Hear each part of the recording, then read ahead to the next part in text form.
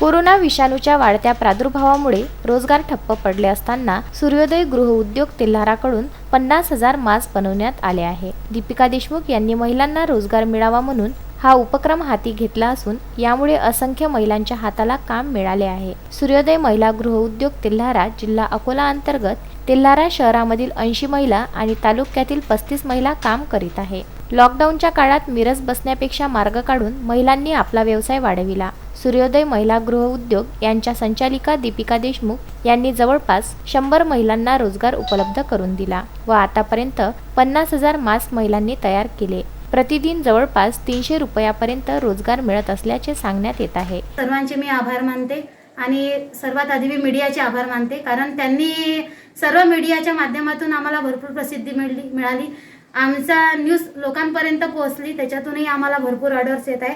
आणि सर्वांना एकच विनंती करते की तुम्ही तेल्हाराच्या जवळपास किंवा अकोलाच्या जवळपास जे गाव असतील त्याच्यातून तुम्ही आम्हाला संधी द्यायची।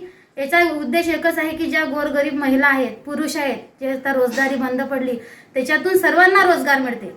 कापडवाल्याला रोजगार मिळते, इलास्टिकवाल्याला रोजगार मिळते, सुईदोरावाल्याला रोजगार मिळते, मला रोजगार मिळते, शिवणाऱ्यांना रोजगार मिळतोय।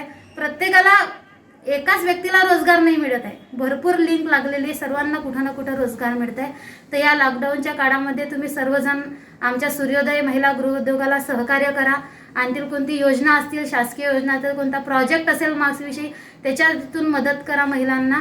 दीपक देशमुख यांनी स्वकर्तृत्वाने आजपर्यंत गृह तसेच अनेक उद्योगांच्या माध्यमातून महिलांनी आत्मनिर्भर बनावे याकरिता अनेक उपक्रम राबवून त्यांनी रोजगाराच्या संधी उपलब्ध करून दिल्या।